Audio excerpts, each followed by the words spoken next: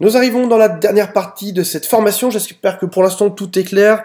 J'ai mis pas mal d'exemples et puis bah, je serai en plus ravi de répondre à vos questions si vous avez des questions par email derrière.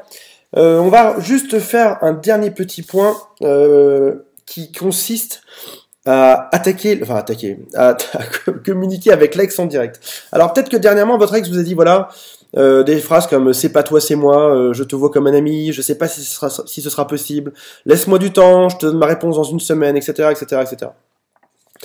On a vu ensemble que finalement souvent c'était complètement faux et que les ex voulaient dire autre chose. Et j'ai remarqué en fait lorsque j'ai des gens en coaching par téléphone que mes clients ont du mal à envoyer un SMS parce qu'ils se disent si jamais j'envoie un SMS, il faut que cet SMS soit génial, il faut que ça retourne le cœur de mon ex, et souvent en fait ils ont déjà tout essayé. Ils ont essayé d'envoyer plein d'SMS juste après la rupture, ça l'a pas fait. Ils ont essayé après ça d'envoyer des SMS très intelligents, très sophistiqués, très chouettes, ça l'a pas fait non plus.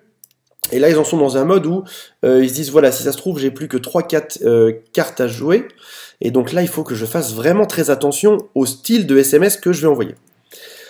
Alors, pour ça, je vais vous dire, il y a un grand secret en fait. En fait, le vrai secret, c'est que vous devriez envoyer n'importe quoi. Je vais vous raconter l'histoire d'un mec qui a envoyé chaque mois, chaque premier du mois, un SMS à son ex avec à chaque fois des phrases différentes.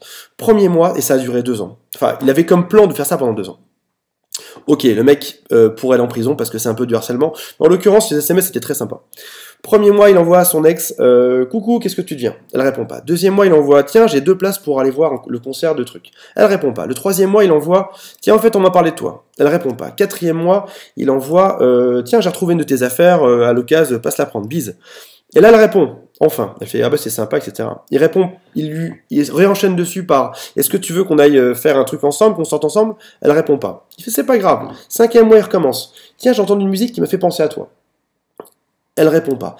Bref, je vous fais l'histoire courte. Au bout d'un peu moins d'un an, il avait envoyé seulement donc une dizaine d'SMS.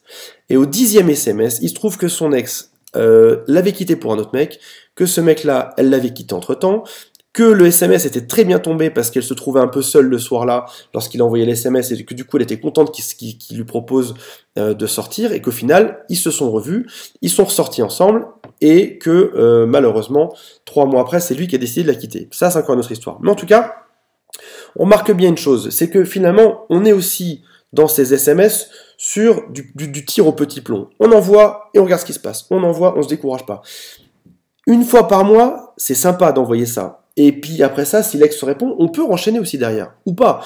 Mais en tout cas, montrer qu'on est passé à autre chose, montrer qu'on donne, on peut tout essayer par SMS. On peut essayer de l'humour, on peut essayer des SMS avec des fautes d'orthographe.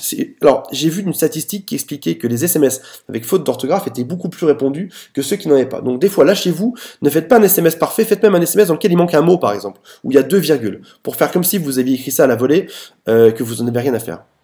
Mais en tout cas, essayez sous plein d'angles différents. Je vous en ai donné plein. Je vais vous en redonner encore plein des exemples de SMS. Je vais vous donner ceux que j'ai essayé récemment avec des clients. J'ai essayé un je pense à toi, qu'est-ce que tu deviens? J'espère que tes examens se sont bien passés. Est-ce que tu as eu ta promotion? Tiens, John m'a parlé de toi. Ils ont ouvert un super bar à 2 pas de chez toi, trop fort.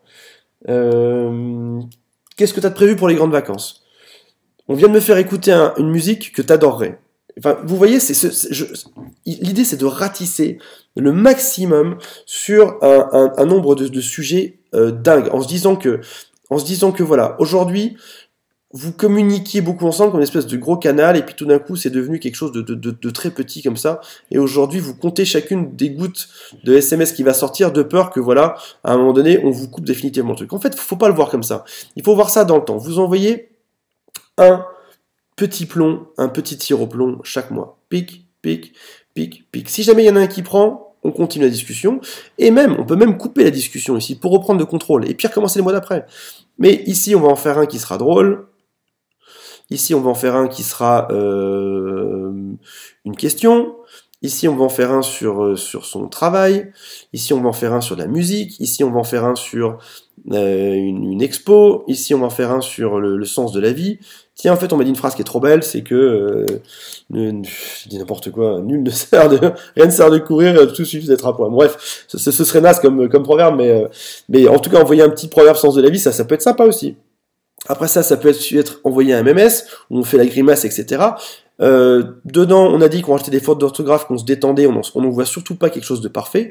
Et qu'est-ce que votre ex va se dire? Elle va se dire, cette personne en face de moi est plutôt détendue. Et là, a priori, c'est pas de la drague, donc ça veut dire que vous pouvez y aller, jusqu'à ce que la personne en face de vous vous dise, bon, écoute, maintenant stop, arrête de m'en envoyer. Là, a priori, vous avez le droit. Donc, par SMS, micro-bulleting en anglais, petit tir au plomb en français, et vous continuez comme ça, et vous allez voir que finalement, avec de la persévérance, ça marche toujours.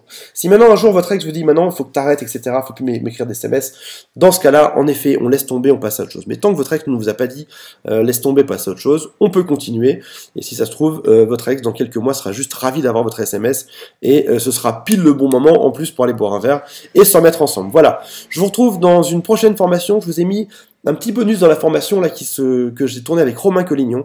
J'espère que vous allez l'apprécier. J'adore ce mec. Romain Collignon, c'est notre décodeur du non-verbal français.